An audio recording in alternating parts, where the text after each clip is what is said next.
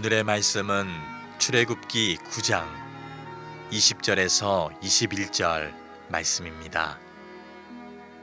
바로의 신하 중에 여호와의 말씀을 두려워하는 자들은 그 종들과 가축을 집으로 피하여 들였으나 여호와의 말씀을 마음에 두지 아니하는 사람은 그의 종들과 가축을 들에 그대로 두었더라. 아멘. 지난 1월 5일 일본의 한 지방법원에서 열린 공판이 잔잔한 화제를 불러일으키고 있습니다. 이 판사는 휠체어에 앉은 백발의 피고인에게 징역 18년을 선고하게 됩니다. 이 선고를 통해서 피고와 방청객까지 모두 다 고개를 떨구고 눈물을 흘렸다라는 이야기입니다. 왜 그랬을까? 이 피고는 70대 여인입니다. 시부모와 남편을 살해한 혐의를 받고 있었습니다. 여기까지 얘기하면 이 사람은 우리가 흔히 얘기하는 나쁜 사람이다 라고 정의를 할 수 있습니다. 그런데 그녀에게는 그럴 만한 사정이 있었답니다. 이 여인은 10년 전부터 몸이 아픈 두 분의 시부모를 혼자서 간병을 했습니다.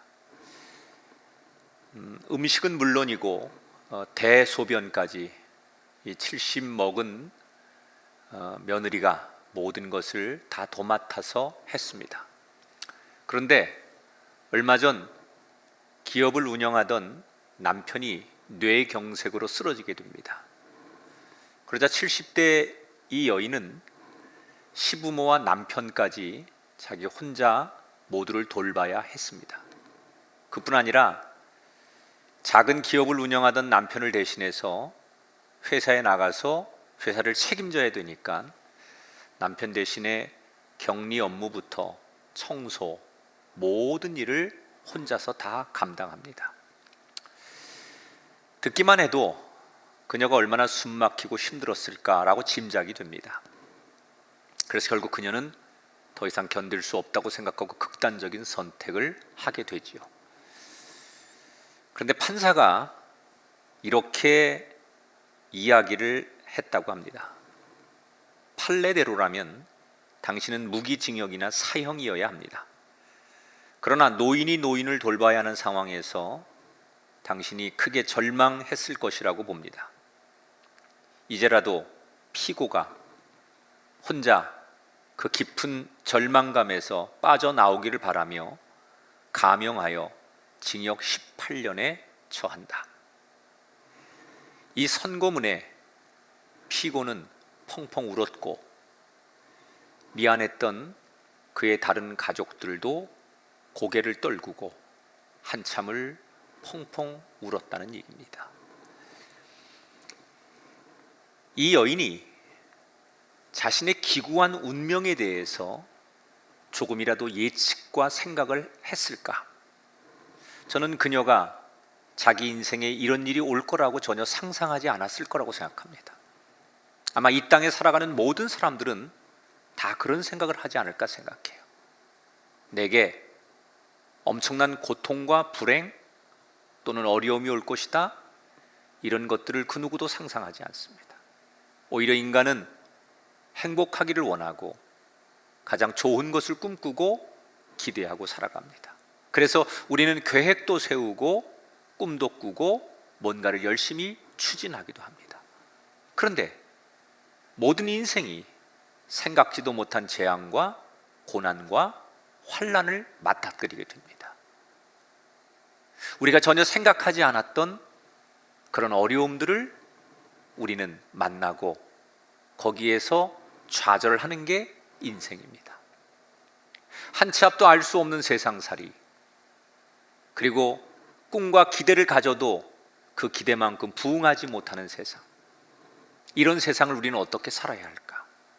길이 있다면 변치 않는 하나님을 붙들어야만, 이 변하고 예측할 수 없는 세상에 절대 변하지 않는 하나님을 붙들 때만 우리는 세상에서 믿음을 지키고 이겨 나가게 될 줄 믿습니다.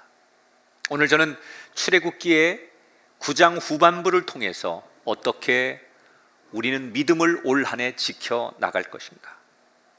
지금 하나님은 이집트 땅에 계속해서 많은 재앙을 내리십니다. 그러나 이 재앙을 통해서도 이집트의 왕은 자기의 고집을 꺾지 않고 굉장한 착각을 하며 살아가죠. 전혀 깨닫지 못하고 하나님의 음성을 듣지 못하는 이 이집트 왕에게 하나님은 계속해서 다른 방법들을 쓰시며 그를 깨닫게 하시려고 하지요. 그래서 오늘 또 다른 재앙을 준비하는 것으로 오늘 성경은 시작합니다. 9장 8절 말씀입니다. 여호와께서 이르시되 너희는 화덕의 제 두 웅큼을 가지고 바로의 목전에서 하늘을 향하여 날리라. 자, 하나님이 모세와 아론에게 명령합니다. 왕 앞에 나가서 너희들 화로에 있는, 여기 성경에는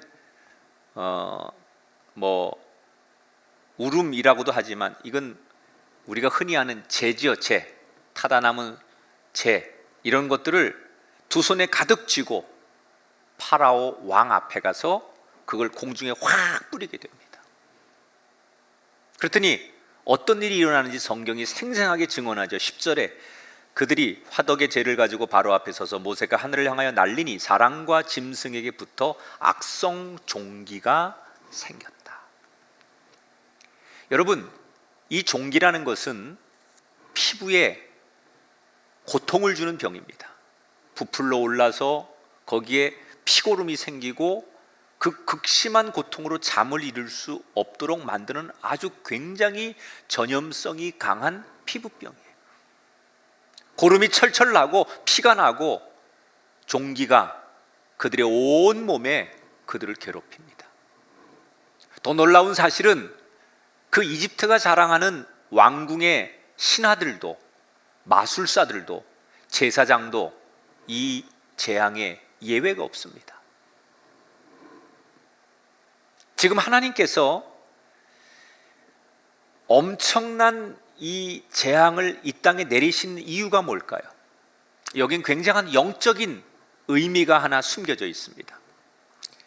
이 당시에 이집트 사람들은 자기들이 신을 섬기는데 종교 예식에 참여하는 걸 굉장히 중요하게 생각합니다.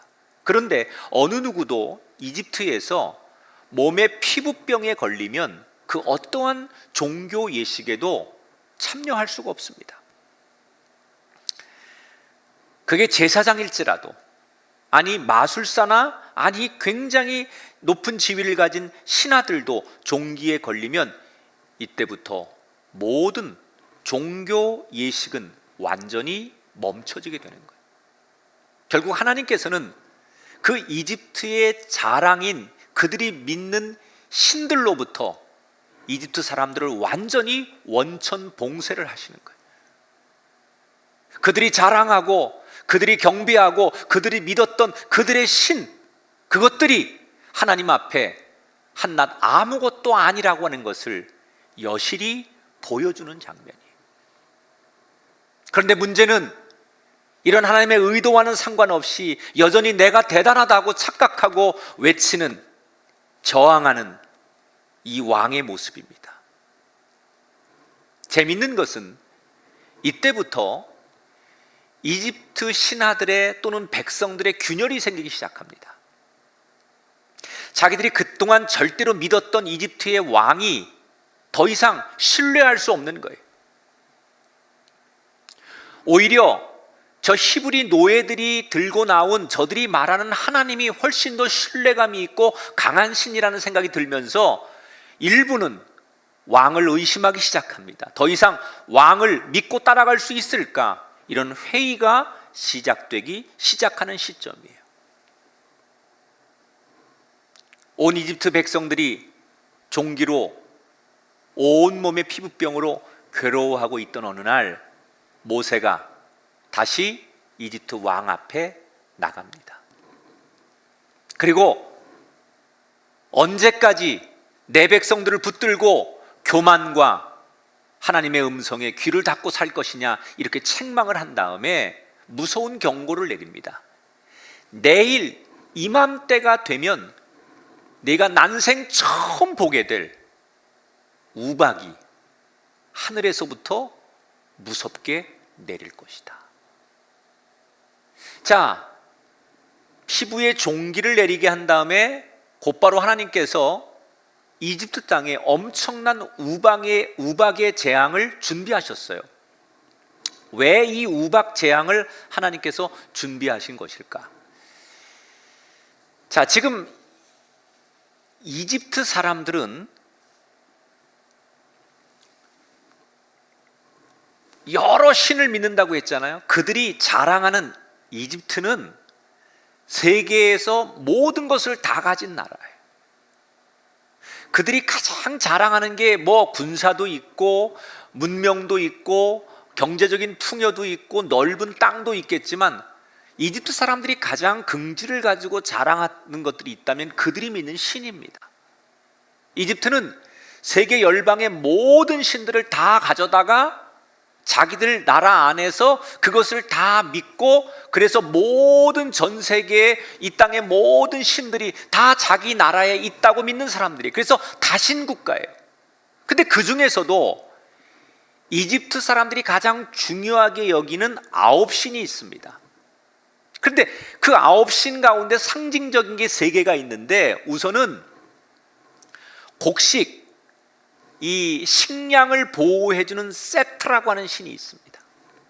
그리고 하늘을 지키는 여신 누투가 있고요. 또 하나 그 생명을 지키는, 사람의 생사를 주관하는 이시스라고 하는 신이 있습니다. 그러니까 곡식과 하늘과 생명, 이 3가지를 상징하는 이 3신을 우박의 재앙을 통해서 하나님께서 한 번에 그들을 심판하시고 의미 없다는 것을 선언하시는 거예요. 여러분, 모세가 우박 재앙을 예고하자 이집트 왕궁이 혼란에 빠집니다. 그런데 이때 재미있는 것은요, 모세가 이런 얘기를 합니다. 내일 이맘때쯤 엄청난 재앙이 우박으로 내릴 것인데 피할 길을 한 가지 주겠다. 누구든지 이 재앙을 두려워하고 가축들을 데리고 집 안으로 건물로 들어가 있으면 그는 살게 될 것이다. 집 안에 들어가 있으면 안전하게 될 것이다 라고 모세가 덧붙여 설명을 합니다. 그런데 이 이야기를 들은 사람들의 반응이 재밌습니다. 20절 21절에 보니까 여호와의 말씀을 두려워하는 자들은 그 종들과 가축을 집으로 피하여 들였으나 여호와의 말씀을 마음에 두지 아니하는 사람은 들에 그대로 두었더라. 자, 신하들 가운데 이미 왕을 의심하고 왕을 믿지 못하는 신하들이 조금씩 마음이 흔들리면서 그동안 저 야훼 하나님이 한 얘기가 그대로 지켜지는 걸 보면서 두려움과 그리고 그 하나님에 대해서 조금씩 깊은 생각을 하고 고민을 하던 일부의 신하들은 하나님 말씀대로 합니다. 그런데 대부분의 신하들은 이미 자기들이 많은 것을 경험했음에도 불구하고 하나님을 믿지 않아요. 그리고 모세가 피할 길을 알려줘도 그것을 귀담아 듣지 않고 그냥 가축들을 들판에 내버려 둡니다. 자, 여기서 궁금한 건 왜 어떤 사람들은 하나님의 말씀을 일부는 받아들였지만 대부분의 사람들이 하나님께서 피할 길을 주셨는데 왜 그 말을 수용하지 않은 걸까? 왜 그 말을 받아들이지 않은 걸까? 자, 지금 이집트 사람들의 생각 속엔 이런 생각이 있는 거예요. 야, 하늘에서 갑자기 우박이 내린다고? 그리고 우박이 내린들 그 우박에 맞아가지고 짐승이나 사람이 죽을 만큼 그런 우박이 내린다고? 어떻게 그런 일이 가능하냐는 거예요. 왜? 우리가 지금까지 살면서 그런 걸 한 번도 경험해 보지 않았다는 거예요.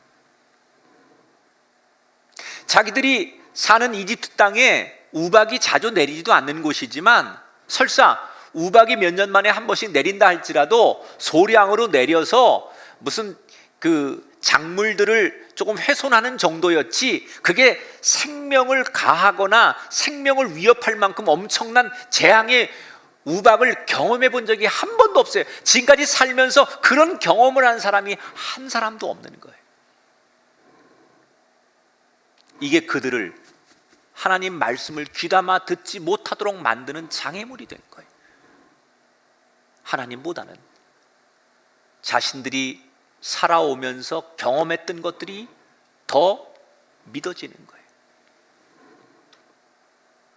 우리가 경험한 거로는, 우리가 살아온 바로는, 우리 모두가 알고 있는 것으로는 자기들이 듣고 경험했던 자신들의 삶의 바탕 속에는 모든 걸 데이터를 통해서 집약해 보면 하나님이 말씀하시는 것은 불가능하다는 거예요. 그런데 어떻게 됩니까? 24절에 보니까 우박이 내림과 불덩이가 우박에 섞여 내림이 심히 맹렬하니 애굽 온 땅에는 그와 같은 일이 없었더라. 모세가 지팡이를 향하여 하늘을 들자 우박이 내리는데, 여러분, 우박은 얼음덩어리 아닙니까? 그런데 성경 표현대로 그러면 불과 함께 내렸더라. 아마도 이것은 정말 불일 수도 있겠지만 저는 천둥과 번개가 동반하면서 무서울 정도로 우박이 쏟아진 것을 표현한 것이다, 그렇게 해석합니다. 여태까지 한 번도 본 적이 없는 우박이 이집트 전역을 엄청나게 맹렬하게 쏟아붓자 바깥에 있었던 작물들 그리고 모든 사람과 짐승들이 맞아 죽고 불탑니다.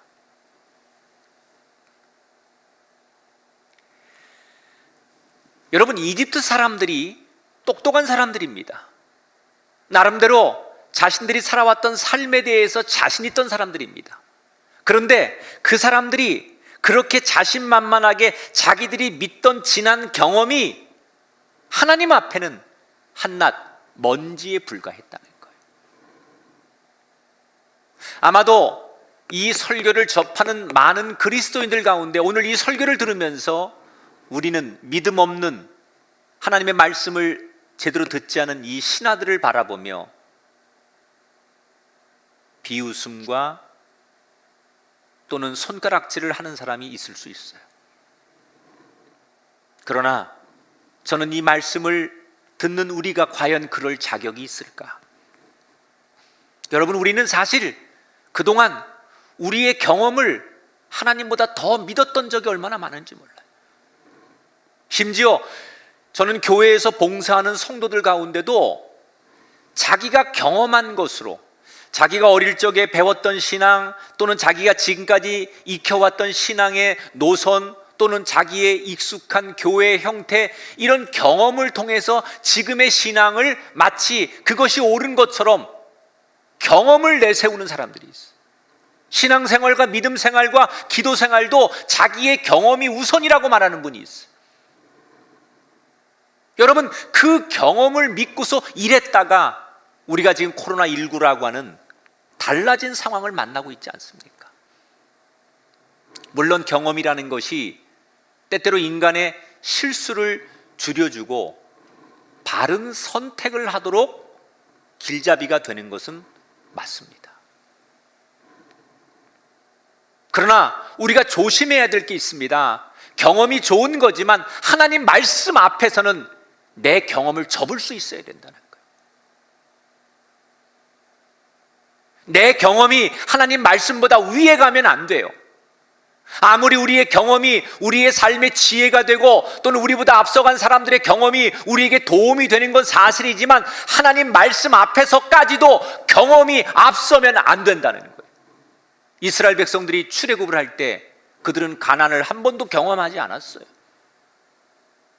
그러나 하나님께서 구름 기둥과 불 기둥으로 그들을 인도하셨을 때 경험하지 않은 그들에게 말씀이 인도할 때, 하나님 말씀이 앞서갔을 때 그들은 가나안의 주인공이 될 수 있었습니다. 경험이 좋지만 경험이 모든 것을 말해주진 않습니다. 왜? 하나님은 우리의 상식과 우리의 경험을 넘어서서 일하시는 살아계신 분이기 때문에, 이 세상을 다스리시는 분이기 때문에 수천 번 수만 번 경험이 A를 보여줘도 성경이 B가 진리라고 말하고 하나님이 B가 진리라고 말씀하면 바라기는 여러분 경험을 넘어서 하나님을 전적으로 믿는 우리 모두가 되기를 주님의 이름으로 축원합니다. 불덩이가 섞인 우박이 계속 떨어지는 것을 본 이집트 왕이 기겁을 합니다. 그리고 더 그가 충격을 받은 게 있는데, 같은 이집트 땅에 엄청난 재앙이 우박으로 내리는데 이스라엘 민족이 살고 있는 고센 땅은 멀쩡하더라는 거예요. 여러분, 왜 이스라엘 백성들은 멀쩡했을까요?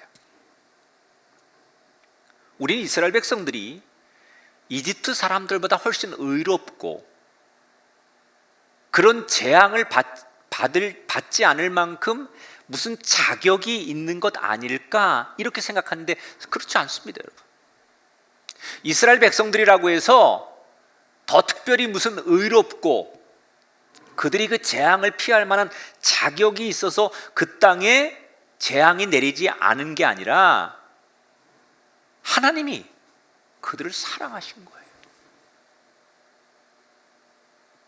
우리가 오늘 주일 예배를 드리고 또는 하나님 앞에 우리가 열심히 살면서 우리의 삶의 10분의 1을 11조로 드리고 기도한다고 해서 우리가 교회 밖에 예수 믿지 않는 사람보다 훨씬 의롭다고 생각하거나 우리가 뭔가 하나님 앞에 축복을 받을 만한 대단한 자격이 있다고 생각하면 안 돼요. 우리가 예배하는 이유는, 새벽에 나와서 기도하는 이유는, 우리의 삶을 하나님 앞에 드리는 이유는 하나님의 사랑을 구하는 거예요.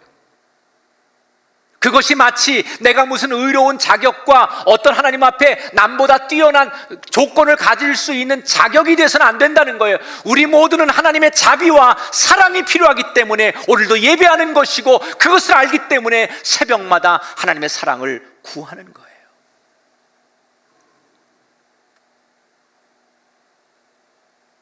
하나님의 사랑이 우리에게 임한다는 게 얼마나 중요한지 몰라요. 급한 이집트 왕은 모세와 아론을 불러서 이렇게 급한 제안을 하게 되지요. 27절 28절 내가 범죄하였노라. 여호와께 구하여 그만 그치게 하라. 내가 너희를 보내리니 너희가 다시는 머물지 아니하리라. 내가 잘못했다라고 사과를 해요. 근데 이 사과는 진정성이 있는 사과나 회개가 아니에요. 무서운 이 재앙만 일단 모면하고 보자는 아주 얄팍한 인간의 언어의 술수죠. 이 재앙만 멈추게 해주면 너희들을 보내주겠다. 모세와 아론이 그 약속 꼭 지켜야 합니다. 그러나 이전에 약속을 몇 번이나 번복했던 이집트 왕이 이번에도 그럴 줄 알지만 모세와 아론은 두 손을 들고 약속대로 하나님 앞에 기도하지요. 여러분, 놀랍습니다. 그렇게 하늘이 정말 캄캄하고 엄청난 무서울 정도로 대재앙의 우박이 쏟아지는 그 땅에 모세와 아론이 두 손을 들고 하늘을 향하여 기도하자 천둥소리, 우박소리가 싹 멈추더니 언제 그랬냐는 듯이 세상이 너무나 평안해지더라는 거예요.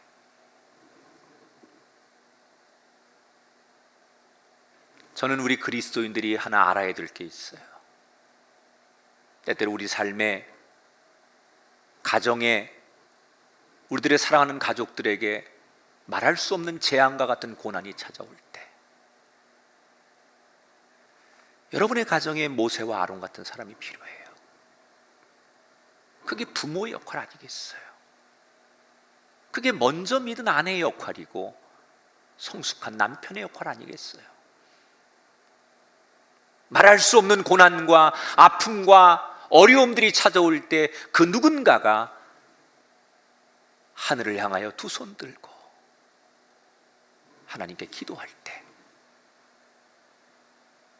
당신에게, 그 가정에게, 당신의 사랑하는 가족들에게 임한 재앙이, 고난과 고통이 언제 그랬냐는 듯이 멈춰지고 그 재앙이 떠나가고 평온과 기쁨이 회복되는 역사가 반드시 일어나게 될 줄 믿습니다.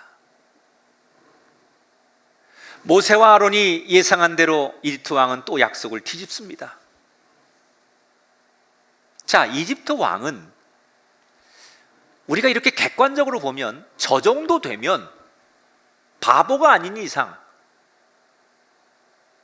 하나님 앞에 손들고 항복하는 게 지혜로운 왕이고 그게 기본적인 상식이고 저 정도 되면 버틴다는 게 이상한 거죠. 그런데 이집트 왕은 우리가 생각하는 상식의 선을 넘습니다. 왜 선을 넘어서 계속해서 하나님 앞에 도전하는 걸까요? 왜 이 정도 되면 누구든 이제 하나님 앞에 무릎 꿇고 하나님을 인정하고 그리고 자기를 내려놓을 것 같은데 왜 유독 이 이집트 왕은 그게 안 되는 걸까요? 두 가지 이유가 있습니다. 하나는 흔히 우리가 알고 있는 자존심의 문제예요. 여러분, 이집트 왕은 그냥 왕이 아니에요. 온 세상의 왕이에요. 그냥 조그만 나라를 다스리는 그런 왕이 아니라, 여러분, 이집트는 4대 문명을 일으킨 곳 아닙니까? 이집트는 전 세계의 모든 군사를 다 가지고 있습니다. 가장 넓은 땅을 가지고 있고 가장 많은 돈을 가지고 있고 가장 유능한 사람을 다 데리고 있습니다. 그리고 이집트 왕은 거기에 걸맞는 태양신으로 사람들에게 숭배를 받던 사람입니다. 그런 왕이 어느 날 한낱 자기가 종으로 노예로 부리는 히브리 노예들이 2명이 찾아와서 자기에게 명령합니다. 협상합니다. 그런데 만약에 그들의 이야기를 받아주면, 그들의 이야기를 수용해주면 모든 사람들 앞에 자신이 어떤 사람이 되겠습니까? 세상 말로 모양 빠지는 거죠. 이게 창피한 거예요. 자존심이 허락하지 않는 거예요.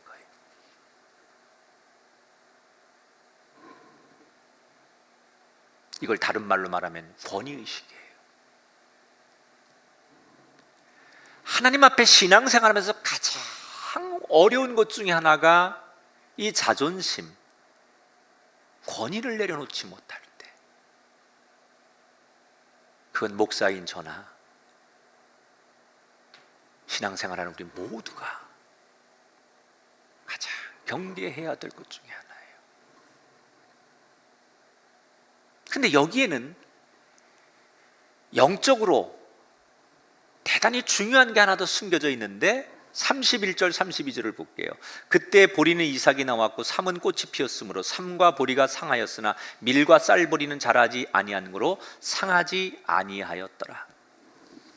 이 이집트에는 작물의 크는 시기가 다 다릅니다. 예를 들면 이 삼이라는 건 옷을 만드는 거 아닙니까? 이 삼은 1월 초에 씨를 뿌리면 한 3, 4주 정도 뒤에 꽃이 핍니다. 그리고 보리는 8월에 씨를 뿌리면 한 2월 정도에 추수를 합니다. 근데 오늘 성경에 삼의 꽃이 피고 보리의 이삭이 나왔다.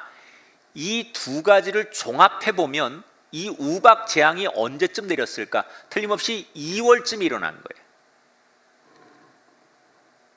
그러니까 처음에 이집트 왕은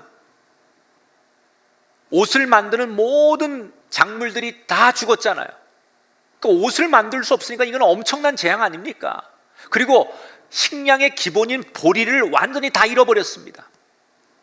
그래서 식량이 없으니까 말 그대로 이집트 땅에 대경제적인 그 공황이 찾아오기 시작하는 거예요.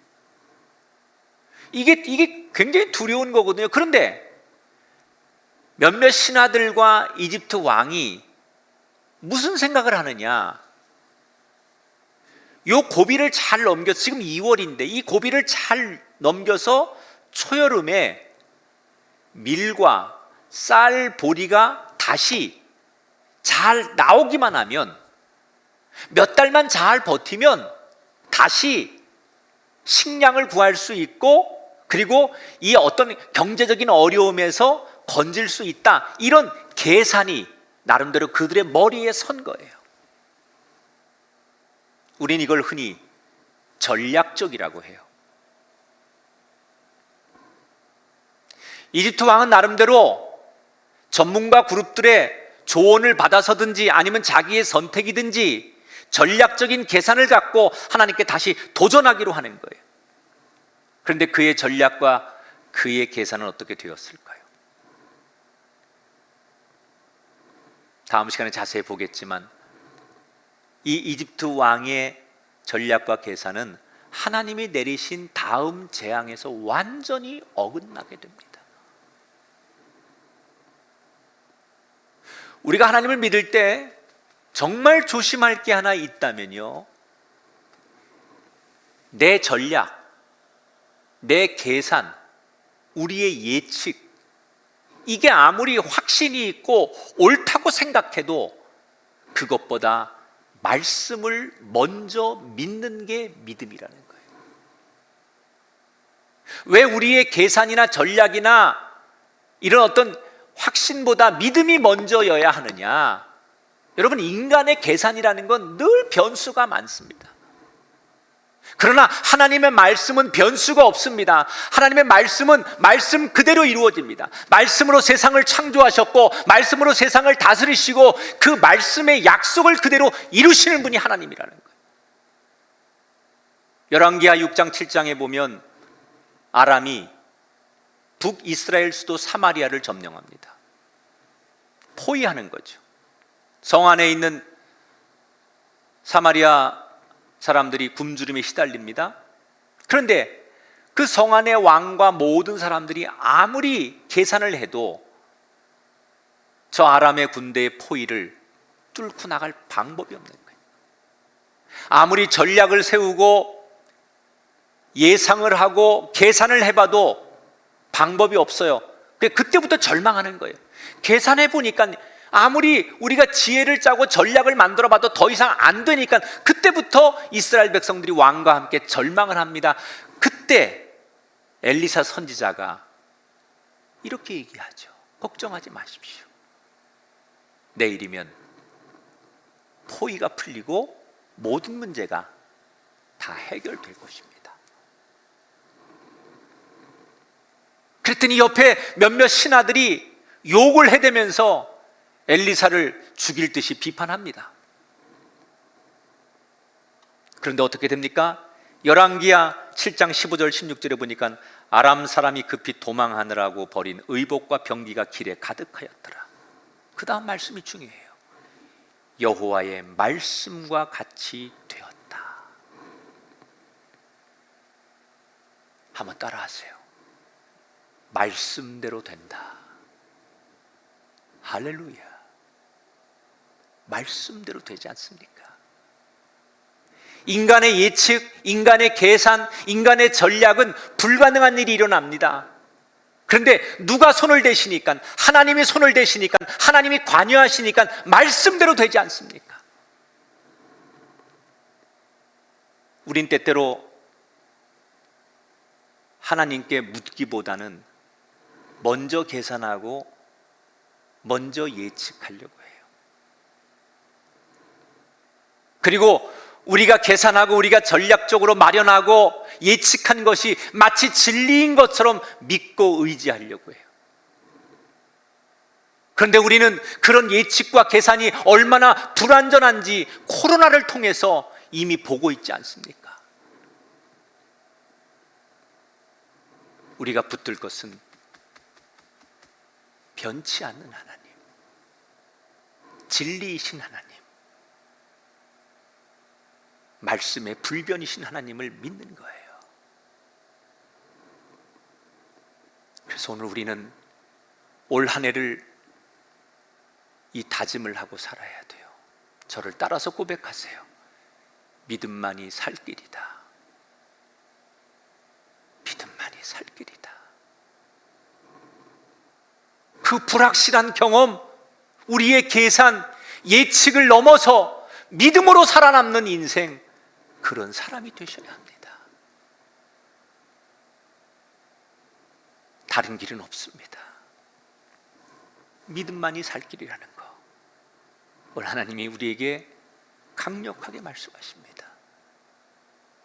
이 복음 앞에 무릎 꿇고 우리 모두 금년 한 해 믿음만이 살 길입니다.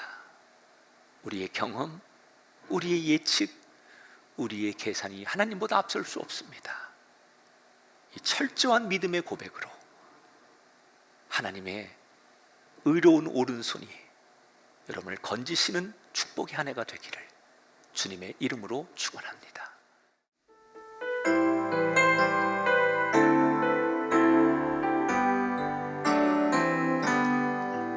내게 허락하신 시련을 통해 나의 믿음 더욱 강하게 자라나고 험한 산과 골짜기 지나는 동안 주께 더 가까이 나를 이끄시네. 내가 겪는 시험이 어렵고 힘겨워도 내 주님보다 크지 않네. 내 앞에 바다가 갈라지지 않으면 주가 나로 바다 위 걷게 하리. 나는 믿네. 주의 능력으로 내 삶 새롭게 되리. 나는 믿네. 주의 능력으로 담대히 나가리라. 주와 함께 싸워 승리하리라. 날마다 믿음으로 나 살아가리. 내게 허락하신 시련을 통해 나의 믿음 더욱 강하게 자라나고 험한 산과 골짜기 지나는 동안 주께 더 가까이 나를 이끄시네. 내가 겪는 시험이 어렵고 힘겨워도 내 주님보다 크지 않네. 내 앞에 바다가 갈라지지 않으면 주가 나로 바다 위 걷게 하리. 나는 믿네. 주의 능력으로 내 삶 새롭게 되리. 나는 믿네. 주의 능력으로 담대히 나가리라. 주와 함께 싸워 승리하리라. 날마다 믿음으로 나 살아. 선포하십시다. 나는 믿네. 나는 믿네. 주의 능력으로 내 삶 새롭게 되리. 나는 믿네. 주의 능력으로 담대히 나가리라. 주와 함께 싸워 승리하리라. 날마다 믿음으로 나 살아가. 어린 양 찬양하리 어린 양 찬양하리 내 평생 그 하나로 충분해요 어린 양 찬양하리 내가 주의 임재 더 큰 목소리로 어린 양 찬양하네 어린 양 찬양하리 내 평생 그 하나로 충분해요 어린 양 찬양하리 내가 주의 임재 안에서 내가 주의 임재 안에서 내가 주의 임재 안에서 할렐루야 할렐루야 주님을 찬양합니다 하나님 우리는 하나님 것입니다 하나님께 속해 있습니다 이 세상 어느 것도 하나님의 것이 아닌 것이 없습니다 인간이 역사를 자랑하고 경험을 자랑해도 하나님 안에 있는 겁니다 우리가 미래를 예측하고 계획해도 하나님의 도움 없이는 안 됩니다 깨닫게 하시고 믿음보다 앞서지 않게 하시고 말씀보다 앞서지 않게 하시고 하나님의 시선보다 앞서지 않게 하여 주옵소서 올 한 해 우리가 무엇으로 살아야 합니까? 믿음만이 살 길입니다 믿음을 더해 주시고 무릎 꿇고 하나님 아버지의 사랑을 구하는 믿음의 사람으로 우리가 살게 하여 주시옵소서 맹추위가 왔습니다 힘들고 어려운 사람들에겐 이 추위가 더 괴롭고 고통스러울 텐데 당신의 따뜻한 사랑과 은혜가 저들에게 임하게 하옵소서 오늘 귀한 예배 드리며 마음과 뜻과 정성을 다한 예물 드리오니 주여 기쁨으로 받아주시고 구별하셔서 하나님의 풍요의 축복이 우리 모두에게 임하게 하여 주옵소서 이제는 우리 주 예수 그리스도의 은혜와 하나님 아버지의 극진하신 사랑하심과 성령님 감화 감동 역사하심이 우리 가운데 영원토록 함께 하기를 간절히 축원하옵나이다. 아멘.